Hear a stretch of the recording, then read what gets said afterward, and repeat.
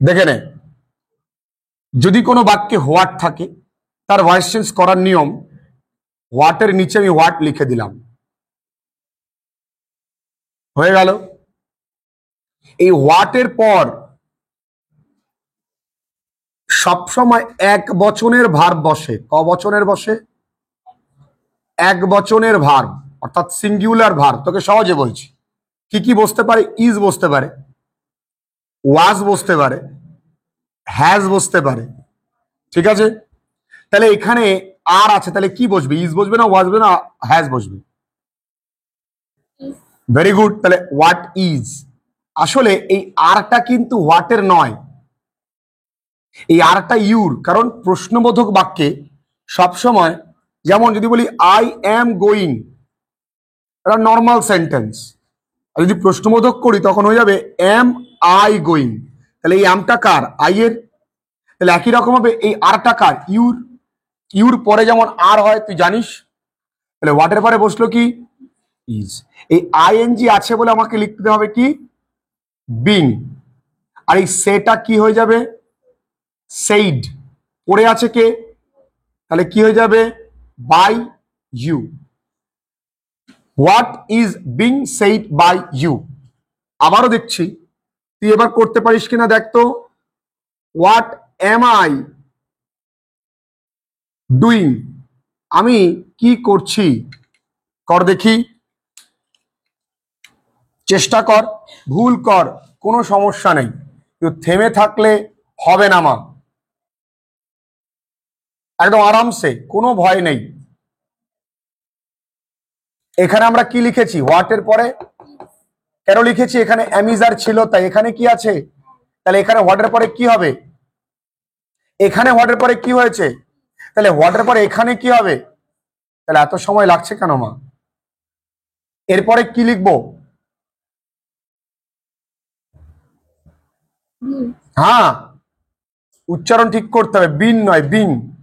বিন, B double N. এরপরে কি লিখবো?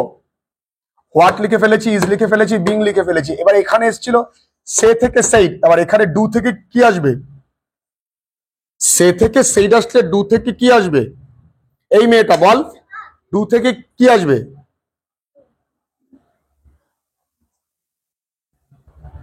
কি হবে? ডু, ডিড, এরপরে কি? ডান। তাহলে এখানে কি লিখবো? লেখ।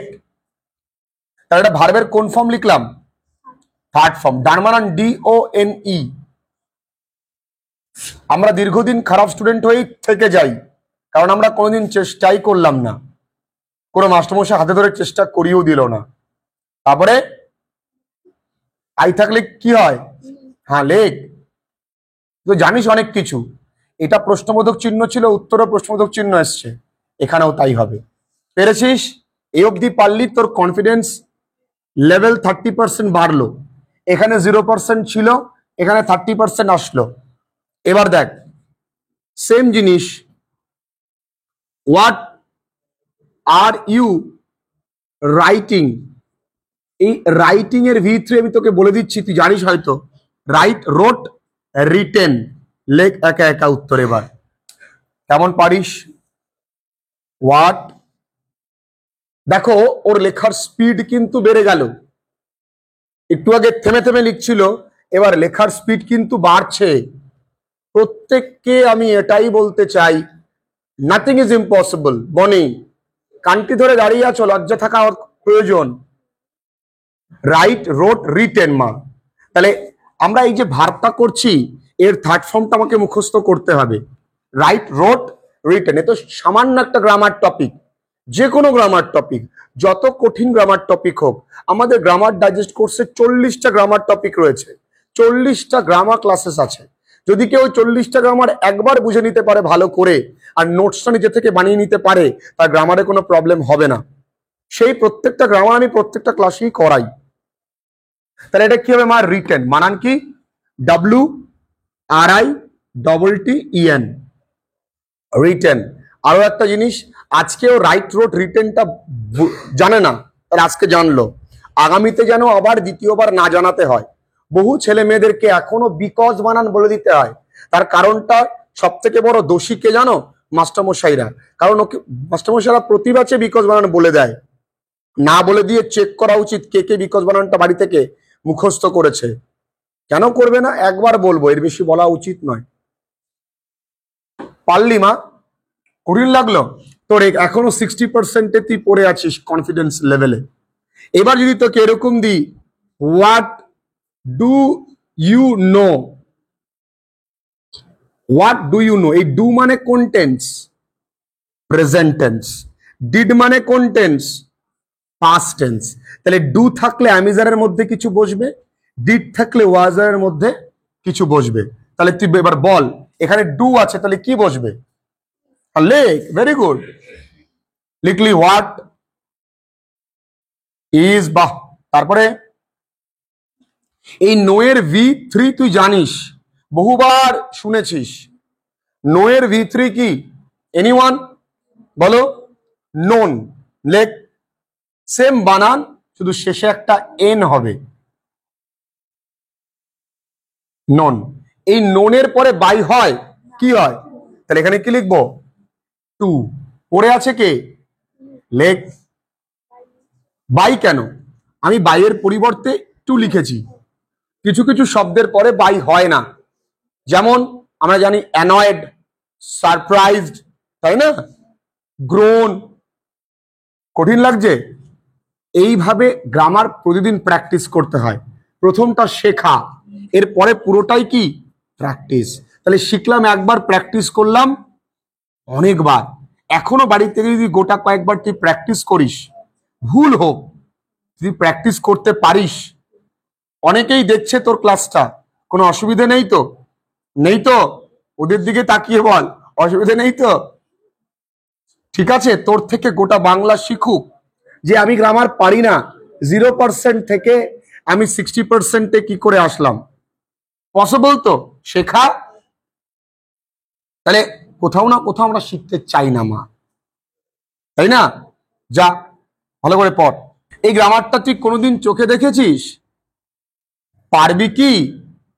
তুই আমায় বল, তোদের কোশ্চেন ব্যাংকের এমন কোন পৃষ্ঠা বাকি আছে যেটা আমি করাইনি? আছে কি?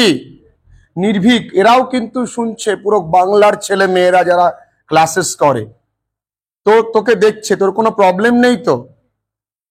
তুই এটা, আমি তোকে করিয়েছি, তোদের করিয়েছি এই ধরনের নিয়ম।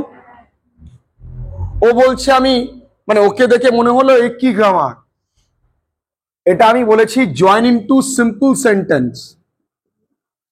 জয়েন করতে হবে কোন সেন্টেন্সে? Simple sentence. খুব সোজা।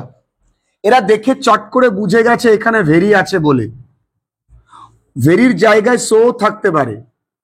তা আমি লিখবো কি? হি ইজ, এই সো বা ভেরি যাই থাকুক তার জন্য লিখবো টু। পড়ে আছে কে? টায়ার্ড। এবার এই ফুল স্টপ তুলে আমাকে দিতে হবে টু। টু এর পর আমাকে লিখতে হবে ভার্ব। হি ভার্ব নয়, ক্যান নটও নয়, তাহলে ডু ইট। তুই পারলি? তুই পারলি করতে? আসলে আমরা গ্রামার প্রতিবার নতুন করে শিখি, কিন্তু নতুন করে প্র্যাকটিস করি না।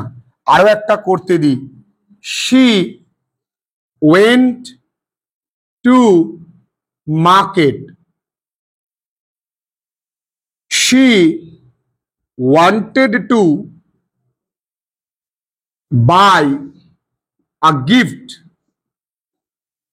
for her husband. বল মা, এই সেম জিনিস, এটাও যেমন সিম্পল সেন্টেন্স করেছি আমরা ইনফিনিটিভ দিয়ে। নাম শুনেছিস মারে? ইনফিনিটিভ মানে টু প্লাস ভার্বের ফার্স্ট ফর্ম। তাহলে এইটাকেও আমরা সেম ইনফিনিটিভ দিয়ে করতে পারি। কর্মা, শি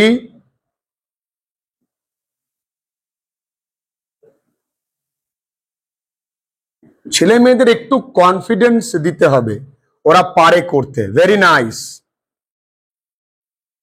ওর জন্য জোরসে হাততালি হয়ে যাক। একটু শিখে, ব্রেন মেধা আমাদের প্রত্যেকেরই সমান, যদি আমরা একটু বাড়িতে প্র্যাকটিসটা ঠিকঠাক করে করতে পারি। মেধা সমান সমান বা মেধা যোগ পরিশ্রম সমান সমান সফলতা, মেধা প্লাস পরিশ্রম ইকুয়ালস টু সাকসেস। খুব সুন্দর করেছিস, ভেরি গুড। তাহলে বইয়ের প্রতিটা গ্রামার তুই কি করে করবি, এভাবে প্র্যাকটিস করবি যে স্যার করিয়ে দিয়েছেন আমি সেগুলো দেখবো, বা দাদা করিয়ে দিয়েছে আমি সেগুলো দেখবো, যেটা আমার কাছে কঠিন মনে হচ্ছে সেটা বুঝে নেব, বুঝে গিয়েই আমরা মুখস্থ করে ফেলতে পারবো। তাই